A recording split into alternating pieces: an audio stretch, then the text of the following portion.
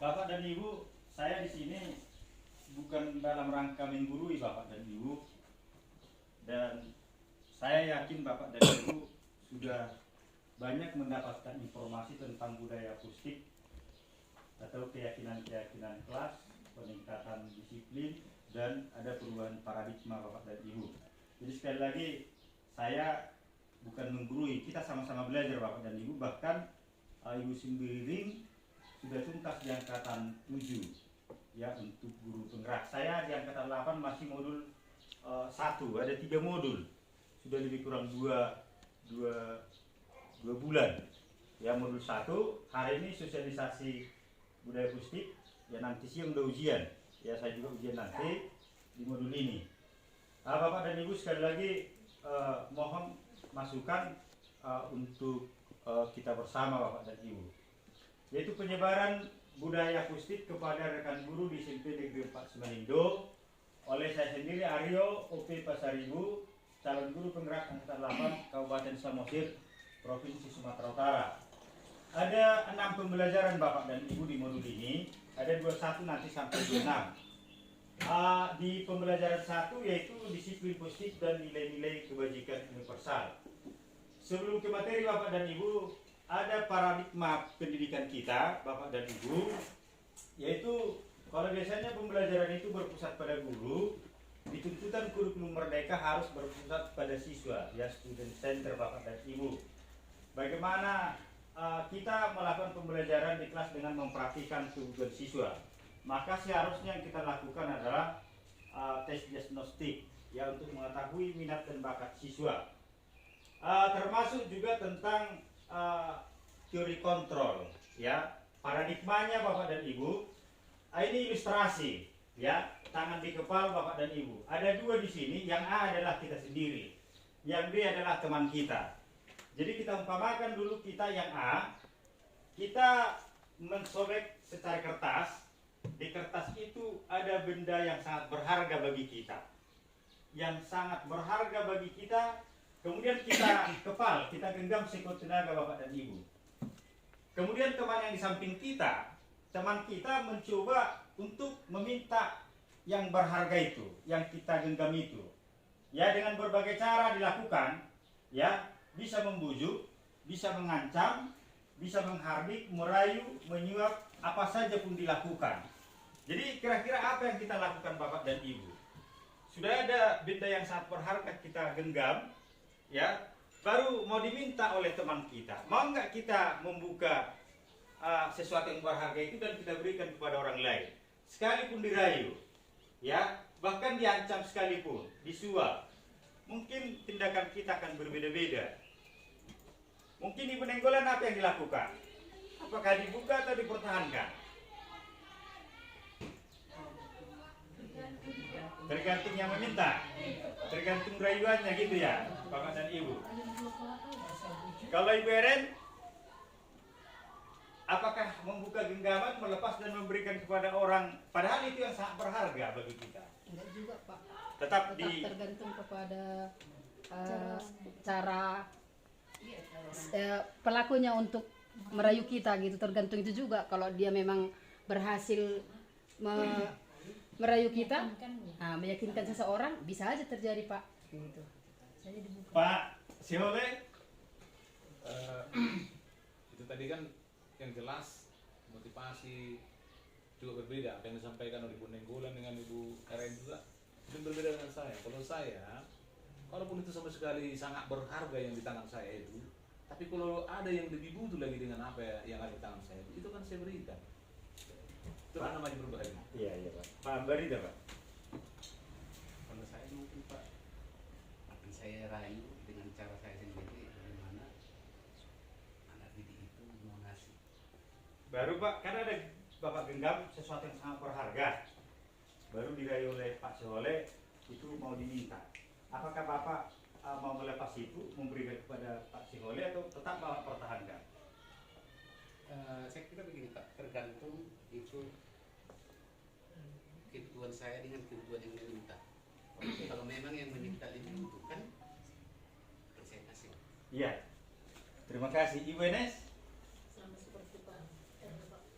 Ibu PH. Kalau saya Pak tergantung orangnya.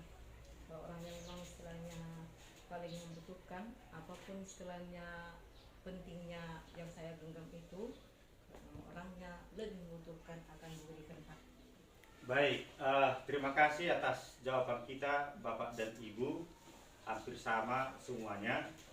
Tapi yang perlu kita simak di sini bahwa benda tersebut adalah yang sangat berharga untuk kita, sangat berharga untuk kita. Lalu apa yang terjadi? Tergantung respon kita, motivasi kita tadi Bapak dan Ibu. Bapak dan Ibu, perubahan paradigma tentang teori kontrol.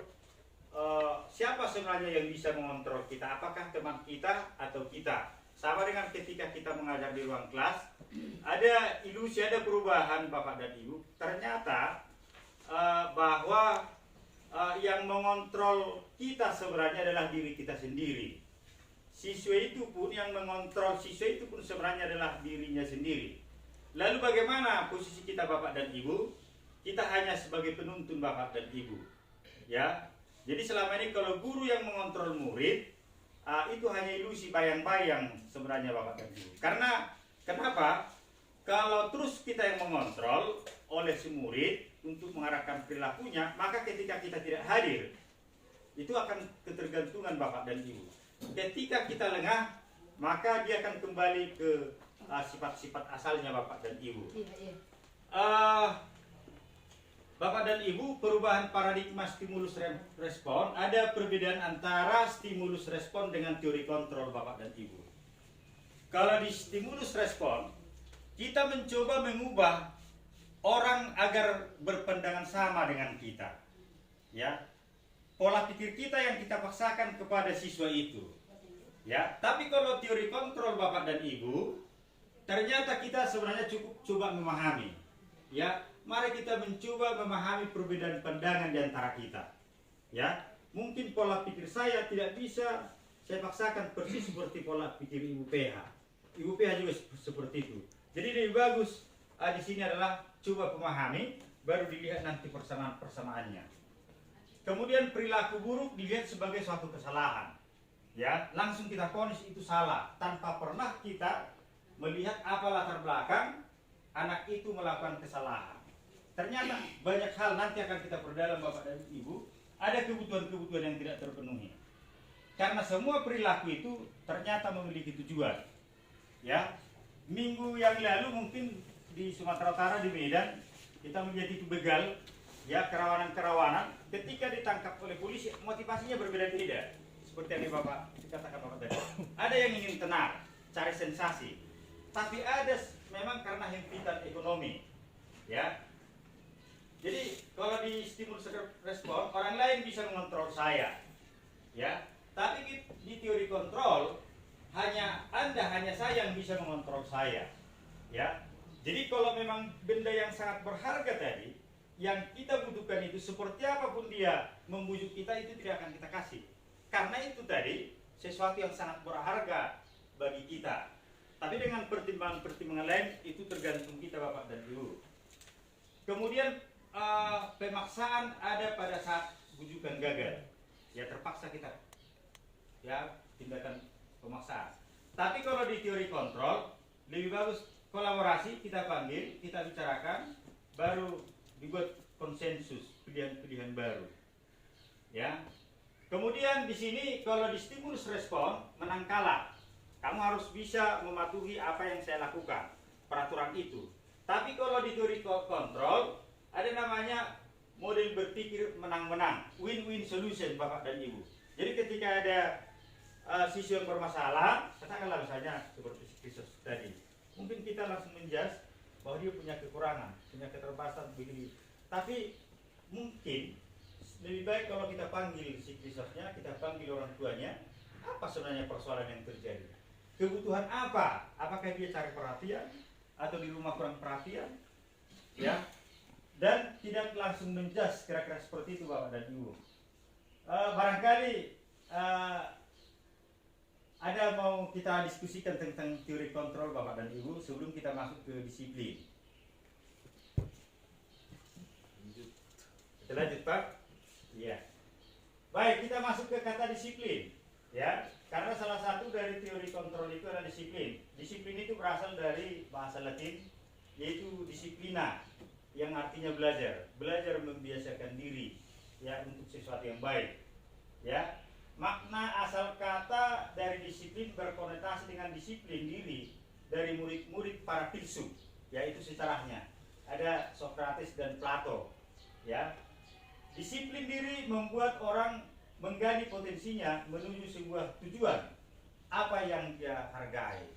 Ya, jadi anak didik kita hadir tepat waktu. Bahwa disiplin itu, ya, sesuatu yang dilakukan oleh seseorang pada orang lain untuk mendapatkan kepatuhan. Yang jelas siswa harus patuh sama wali kelas. Ya, siswa harus patuh kepada bapak ibu guru yang masuk di kelas itu. Ya, tidak perlu tanpa mau tahu, yang penting patuh dan menakutkan karena ada risiko, ada hukuman bapak dan ibu. Ya, disiplin positif, ya bapak dan ibu. Bagaimana kita menerapkan disiplin, mengajarkan anak bertanggung jawab terhadap apa yang diperoleh, ya, apa yang diperbuatnya, ya. Tujuannya bapak dan ibu agar dia motivasi yang muncul dari dirinya, bukan karena orang lain, bukan karena kita paksa-paksa. Jadi ada penyadaran, menumbuhkan motivasi diri dari anak itu. Nilai-nilai kebajikan yang dimaksud di sini bapak dan ibu udah biasa, ya. Ada di sini pakar, ya, pasti ada tujuannya. Kemudian dengan mengaitkan nilai-nilai kebajikan yang diyakini seseorang, maka motivasi intrinsiknya akan terbangun, ya. Sama seperti anak tadi yang mau tentara, yang mau polisi, ya, apapun pasti dia lakukan itu untuk mencapai tujuan tersebut, ya. Nilai-nilai kebajikan untuk saat ini itu yang kita kenal dengan profil pelajar Pancasila. Ada 6 elemen, ya bapak dan ibu, ya. Ada beriman dan bertakwa kepada Tuhan dan berakhlak mulia, kemudian kerjasama, mandiri, bernalar kritis, dan berkebinekaan global. Seseorang melakukan pekerjaan, tindakan, pada prinsipnya ada 3 motivasinya bapak dan ibu. Mungkin selama ini, ya, yang kita tahu internal, intrinsik, dan ekstrinsik, ya. Ada seseorang melakukan untuk menghindari hukuman, ya. Jadi hadir tepat waktu supaya tidak dihukum, ya. Berseragam lengkap hari Senin supaya tidak dihukum, ya. Ketika mengendara kita harus pakai apa bapak dan ibu? Supaya tidak kena razia, ya. Itu pada umumnya, ya bapak dan ibu.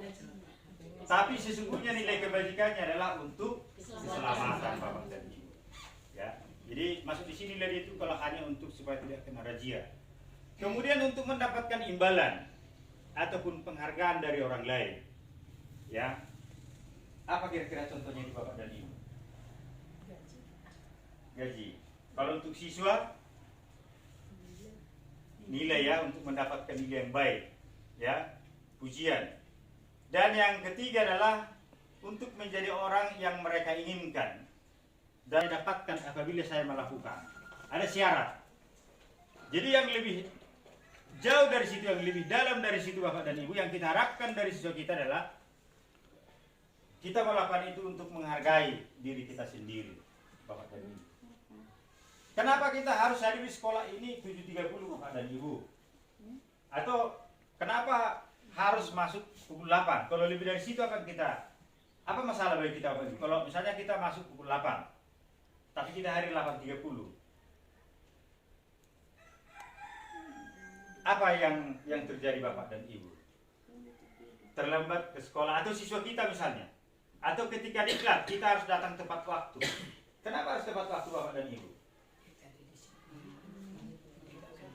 Meningkatkan disiplinnya bapak. Misalnya IKN kemarin dibuat pukul 8, kita harus hadir pukul 8, itu untuk apa bapak dan ibu? Supaya tidak, iya, menghindari, iya. Yang jelas bapak dan ibu, karena merugikan diri kita sendiri Bapak dan Ibu. Ketika ada diklat kita terlambat, kita takut kehilangan materi Bapak dan Ibu. Ya, ketika kita juga di kelas atau siswa misalnya terlambat ke kelas, yang rugi sebenarnya adalah dia sendiri, siswa sendiri. Dia akan ketinggalan informasi. Merdeka itu artinya tidak hanya terlepas dari perintah, ya, tidak hanya terlepas dari perintah, akan tetapi juga cakap buat memerintah diri sendiri. Ya, kira-kira Ibu As, memerintah diri sendiri kira-kira ke mana maksudnya Ibu? Itu artinya kita melakukan apa yang menurut kita benar. Melakukan apa yang menurut kita Yang seharusnya kita lakukan. yang seharusnya kita lakukan tanpa disuruh ya. Disuruh. Ya, disuruh. Kira-kira seperti itulah Bapak dan Ibu pengertian merdeka. Apalagi saat ini Bapak dan Ibu kurikulum merdeka. Ya, banyak anggapan bebas sebebas-bebasnya. Bukan itu sebenarnya Bapak dan Ibu.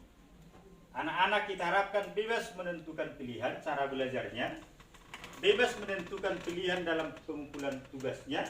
Itu yang disebut dengan pembelajaran berdiferensiasi Bapak dan Ibu. Ya. Jadi terlepas dari diperintah, tapi cakap juga untuk memerintah diri sendiri. Bapak dan Ibu, saya juga mungkin menuduh diri saya sendiri bahwa musuh saya yang paling terbesar sebenarnya adalah diri saya, bukan siapa-siapa Bapak dan Ibu.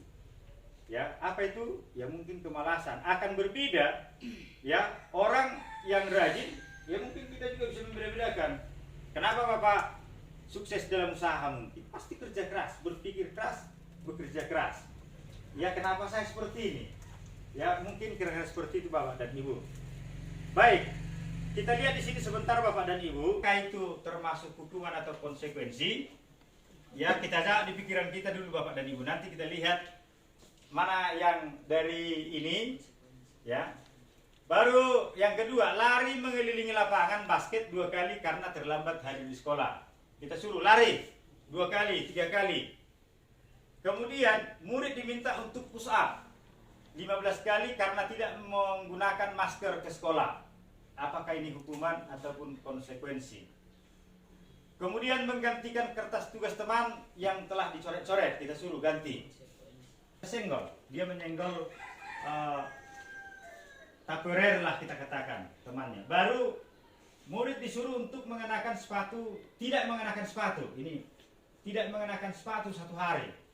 Ya, tidak mengenakan sepatu 1 hari karena sepatu yang digunakan tidak sesuai dengan tata tertib. Kemudian lari mengelilingi lapangan basket 2 kali karena terlambat 10 menit pada waktu pelajaran olahraga. Jadi Bapak dan Ibu, kalau di sini kita anggap hukuman, kita buat H, nomor 1 H, ya, bisa kita buat Bapak dan Ibu. Nanti kita lihat, ya, apakah benar atau tidak. Ini semacam awal Bapak dan Ibu. Nomor 1 kira-kira Ibu Eka? Hukuman. Nomor 2? Hukuman. Nomor 3? Hukuman. Nomor 4? Konsekuensi. Nomor 5? Konsekuensi. Nomor 6? Tidak mengenakan sepatu 1 hari. Konsekuensi. Karena dia tidak memakai sepatu yang selayaknya, jadi Iya, warna sudah tidak. terbuka. Jadi hukumannya Hukuman. Nomor 1 konsekuensi itu. Iya kan? Mencatat 100 kali. 100 kali. Konsekuensi. Konsekuensi. Nomor 6. Lari mengelilingi lapangan basket 2 kali karena terlambat 10 menit pada saat belajar olahraga. Hukuman. Konsekuensi lah. Pada saat olahraga ini ya, Konsekuensi lah. baik. Inilah jawabannya Bapak dan Ibu. Mungkin nanti masih bisa kita diskusi kenapa ini menjadi hukuman.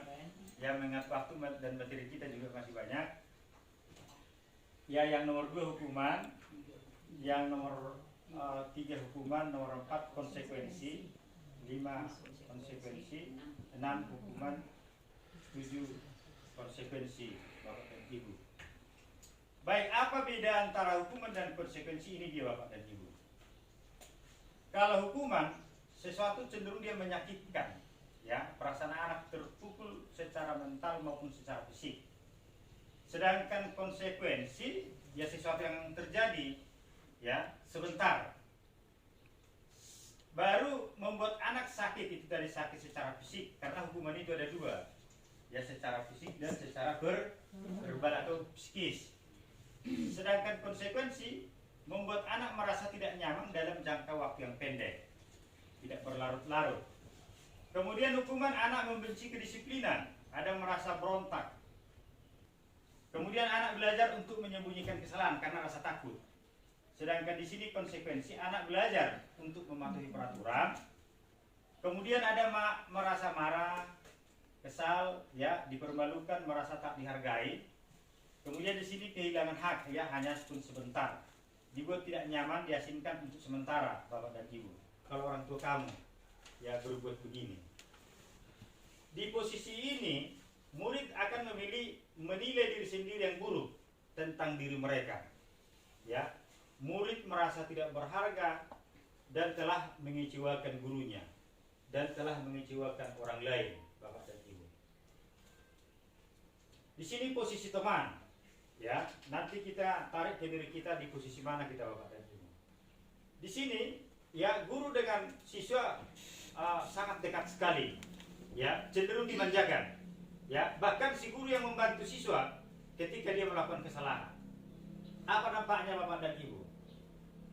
Kalau seperti ini, ayo bantulah demi Bapak, ya, ya, bantulah, ya, demi sekolah kita, ya, bantulah demi Ibu, ya, jangan sampai dari kelas kita ini nanti berpikiran negatif, ya, nanti Ibu bantu pun, kira-kira seperti itu, Bapak dan Ibu.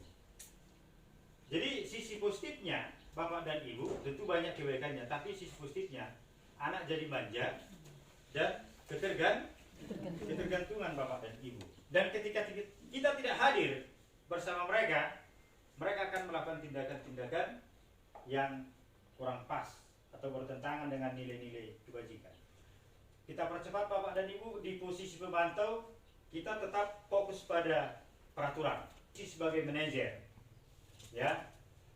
Kalau posisi sebagai manajer, Bapak dan Ibu, kita melibatkan anak mulai dari awal sampai ke pencarian solusi, ya. Biasanya Bapak dan Ibu di posisi manajer ini, guru mengatasi berbuat selalu bersama murid, melibatkan murid, ya, Bapak dan Ibu. Jadi ketika ada anak kita yang melakukan kesalahan, jangan langsung kita vonis, Bapak dan Ibu. Kita tanya dulu, ya, kenapa dia seperti itu. Ada namanya validasi menstabilkan identitas, Bapak dan Ibu. Nanti ada contohnya, Bapak dan Ibu. Dan inilah posisi yang paling baik, Bapak dan Ibu, ya. Guru berbuat sesuatu bersama murid, mempersilahkan murid mempertanggungjawabkan perilakunya dan mendukung murid agar dapat menemukan solusinya, Bapak dan Ibu. Posisi manajer mengacu pada restitusi, ya, yang dapat menjadikan murid sebagai manajer bagi dirinya sendiri. Ini ada contoh-contohnya, Bapak dan Ibu. Kita kesini dulu masuk sebentar karena mungkin terlalu monoton, Bapak dan Ibu. Ada di sekolah. Dia pun akhirnya sampai di gerbang sekolah, tetapi baru menyadari kalau tidak menggunakan sepatu hitam seperti tertera di peraturan sekolah. Di depan pintu kelas, Bapak Lukman memperhatikan sepatu Sabrina yang berwarna coklat. Sabrina berusaha menjelaskan bahwa dia terburu-buru dan salah mengenakan sepatu. Pak Lukman menanyakan Sabrina, apa peraturan sekolah tentang seragam warna sepatu? Sabrina menjawab sudah mengetahui sepatu harus berwarna hitam, namun terburu-buru dan salah mengenakan sepatu. Selain tidak mungkin kembali pulang karena rumahnya jauh sekali, Pak Lukman tetap bersikeras pada peraturan yang berlaku dan mengatakan, ya sudah, kamu sudah melanggar peraturan sekolah. Kamu salah, sudah terlambat, salah pula warna sepatunya. Segera buka sepatumu, kalau tidak bisa mengenakan warna sepatu sesuai peraturan. Sabrina minta maaf dan memohon kembali kepada Pak Lukman agar tetap dapat mengenakan sepatunya dan berjanji tidak akan mengulangi kesalahannya. Namun Pak Lukman tidak mau tahu. Tidak, kamu telah melanggar peraturan sekolah. Kalau tidak sanggup ambil sepatu di rumah atau diantarkan sepatu ke sekolah, ya sudah, kamu tidak bersepatu saja seharian di sekolah. Sekarang copot sepatumu dan silahkan belajar tanpa sepatu seharian. Sabrina pun dengan berat hati mencopot sepatunya dan memberikannya kepada Pak Lukman. Seharian dia tidak berani berkeliling sekolah karena malu dan lebih banyak berdiam diri di kelas tanpa alas sepatu. Baik, terima kasih Bu. Barangkali kita bisa mengambil kesimpulan posisi Pak Lukman, posisi kontrol apa yang diperankan oleh Pak Lukman, Bapak dan Ibu? Memang Penghukum. Ada lagi pendapat lain atau merasa bersalah? Manajer? Baik, silakan tanggapannya Bu. Iya, jadi kecenderungannya di sini Bapak dan Ibu, tanggapan kita pas, ya. Di sini kecenderungannya adalah kalau dikatakan pemantau ada juga, ya ada juga dia pantau. Tapi kesimpulan kita di sini jelas yang terakhir yang dilakukan oleh Pak Lukman adalah sebagai penghukum. Sekalipun Sabrina sudah menjelaskan kenapa dia terlambat, kenapa warna sepatunya tidak sesuai dengan aturan, Bapak dan Ibu. Mungkin Ibu As yang kedua minta tolong Bu, dibacakan. Ibu Dani. Ibu Dani sedang menjelaskan pelajaran bahasa Inggris di papan tulis, namun beliau memperhatikan bahwa Fajar malah tidur-tiduran dan tanpa acuh pada pelajarannya. Fajar, coba jawab pertanyaan nomor 3. Maju ke depan dan kerjakan di papan tulis. Sama Ibu dan Fajar pun diam membisu. Iya. Barangkali posisi Ibu Guru di sini membuat merasa bersalah Bapak dan Ibu. Sudah cukup Bapak Ibu. Ibu Ren bisa sebentar dibaca, nampak dari sana. Iya. Anto dan Dino sedang bermain bersama di lapangan basket dan tiba-tiba terlihat dalam sebuah pertengkaran adu mulut. Dino pun menjadi emosi dan mengadakan kontak fisik, menarik kemeja Anto dengan kasar sampai 3 kancingnya terlepas. Pada saat itu guru piket langsung melerai mereka dan membawa mereka ke ruang kepala sekolah. Ibu Suti sebagai kepala sekolah berupaya menenangkan keduanya, terutama Dino. Dino sepertinya kalau mempertahankan diri adalah hal yang penting, namun meminta Dino memikirkan cara lain yang mungkin lebih efektif karena saat ini Dino berada di ruang kepala sekolah. Ibu Suti melanjutkan bertanya tentang keyakinan sekolah yang disepakati serta apakah Dino bersedia memperbaiki kesalahan yang telah dilakukan terhadap Anto. Dino pun akhirnya perlahan mengangguk. Kemudian Ibu Suti balik bertanya kepada Anto, hal apa yang bisa dilakukan Dino untuk memperbaiki masalah? Anto menjawab, saya perlu kancing saya diperbaiki Bu. Ibu saya akan sangat marah kalau melihat kancing baju saya sampai copot 3 kancing begini. Ibu Suti pun kembali bertanya ke Dino, apakah yang akan dia lakukan untuk menggantikan 3 kancing Anto yang terlepas? Dino berpikir sejenak, namun menjawab, wah tidak tahu Bu, saya lem kembali mungkin ya Bu. Ibu Suti berpikir sebentar dan menanggapi, kalau dilem akan mudah terlepas kembali Dino. Bagaimana kalau kamu menjahitkan saja? Bersediakah kamu? Dino tampak ragu-ragu dan menanggapi, menjahit? Mana saya tahu bagaimana menjahit Bu. Ibu Suti meneruskan, apakah kamu bersedia belajar menjahit? Dino berpikir sejenak, memandang ke meja Anto dan menanggapi, yang mengajari saya siapa Bu? Dengan cepat Ibu Suti menjawab, Pak Irfan, guru tata busana. Akhirnya Dino mengangguk, tanda menyetujui, dan sepanjang siang itu Dino belajar menjahit dan memperbaiki kemeja Anto. Terakhir kali terlihat kedua anak laki-laki tersebut, Dino dan Anto, pada jam pulang sekolah. Mereka sudah bercengkerama dan bersenda gurau kembali. Baik, Bapak dan Ibu, terima kasih Ibu Eren. Berdasarkan studi kasus tersebut, posisi kontrol apa yang diperhatikan oleh Ibu Suti, Bapak dan Ibu, dari 5 posisi kontrol tadi? Manajer. manajer ya. Baik Bapak dan Ibu, terima kasih. Posisinya adalah sebagai manajer. Kita lanjutkan sebentar lagi Bapak dan Ibu. Sebelum kita ke keyakinan kelas, kita bahas sebentar apa itu restitusi. Ya, restitusi adalah proses menciptakan kondisi bagi murid untuk memperbaiki kesalahan mereka, sehingga mereka bisa kembali pada kelompok mereka dengan karakter yang lebih kuat. Restitusi juga merupakan proses kolaboratif yang mengajarkan murid untuk mencari solusi untuk masalah mereka dan membantu murid berpikir tentang orang seperti apa yang mereka inginkan menjadi ya tujuan mulia dan bagaimana mereka harus memperlakukan orang lain. Ini menurut dosen Bapak dan Ibu ya. Jadi restitusi ini belajar dari kesalahan, menyadari kesalahan ya, sehingga mereka dengan percaya diri setelah diproses untuk merubah diri ya, sehingga memperkuat karakter Bapak dan Ibu. Ini beberapa ciri restitusi. Pertama, bukan untuk menebus kesalahan, namun untuk belajar dari kesalahan. Kemudian memperbaiki hubungan ataupun relasi. Kemudian tawaran bukan paksaan. Restitusi menuntun untuk melihat ke dalam diri. Ya, Ki Hajar Dewantara mengatakan bahwa kita Bapak Ibu guru menuntun bukan memaksa.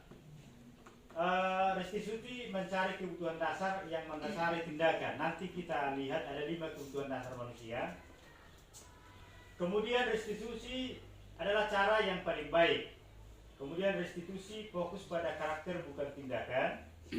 Kemudian restitusi fokus pada solusi. Kemudian restitusi mengembalikan murid yang berbuat salah pada kelompoknya Bapak dan Ibu. Di segitiga restitusi Bapak dan Ibu, ini dia Bapak dan Ibu.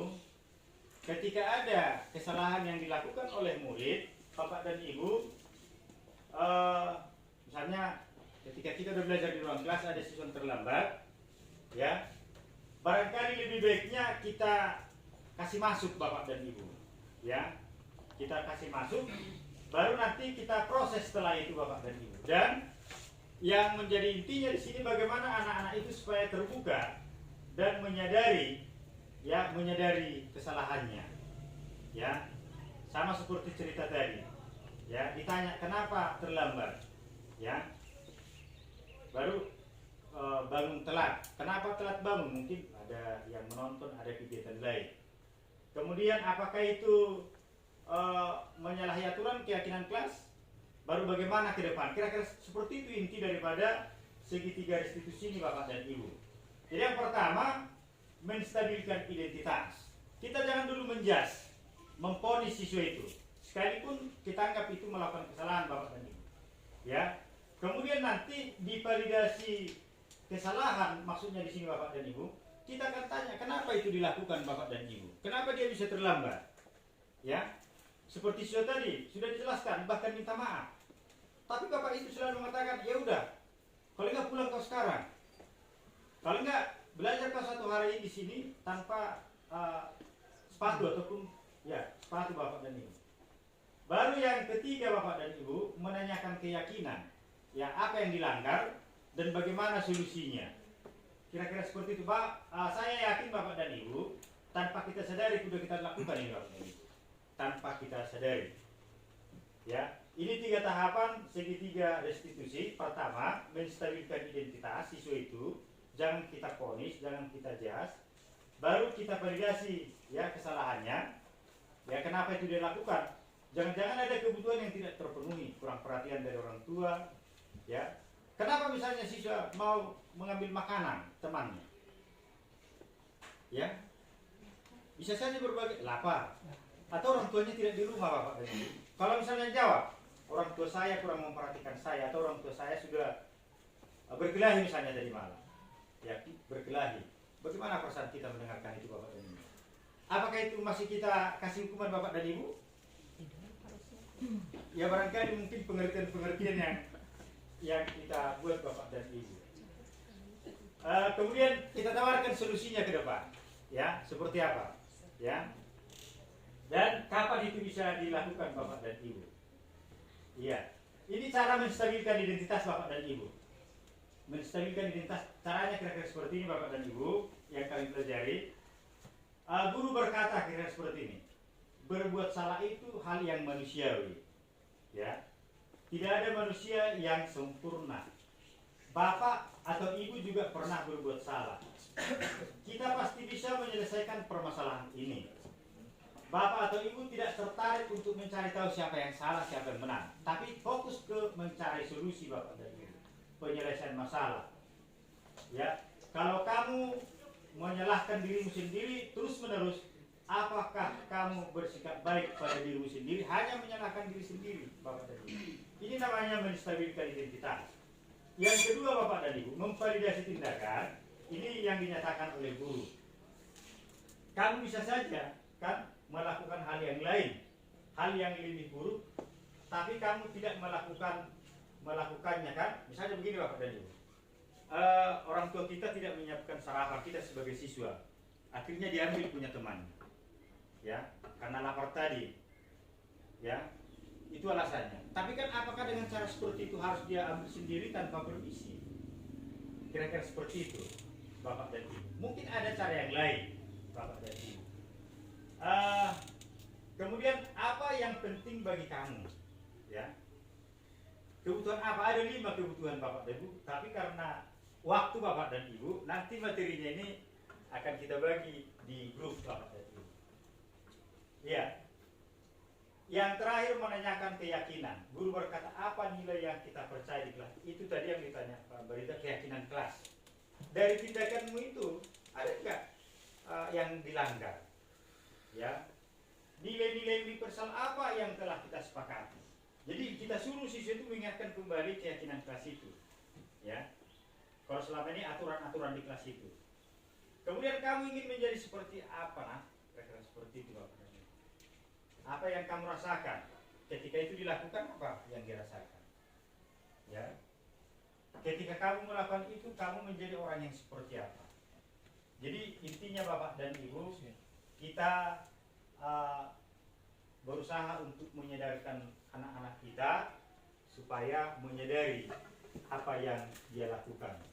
Ya, masalah keyakinan kelas Bapak dan Ibu, saya berterima kasih beberapa kelas sudah membuat keyakinan kelas dan saya yakin kelas lain kita buatlah Bapak dan Ibu.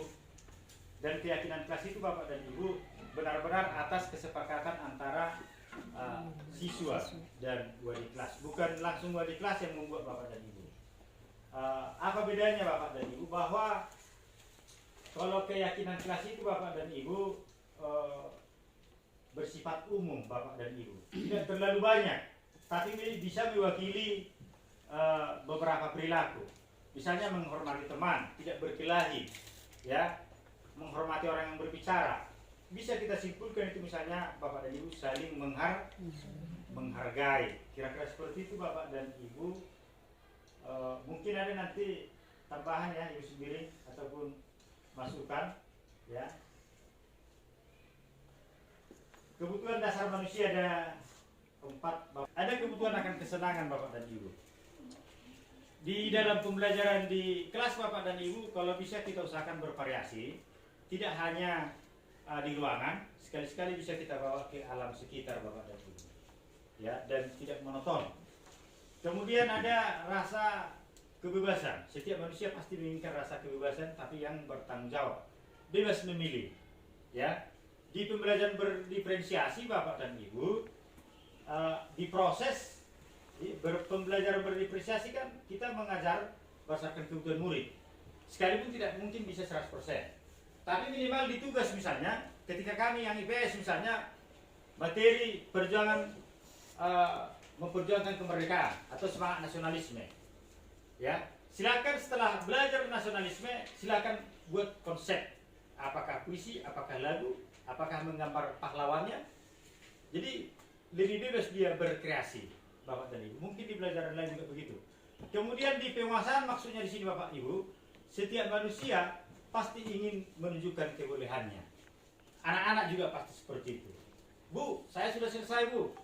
pasti ingin ya kita akui. Jadi harus kita apresiasi anak-anak itu Bapak dan Ibu.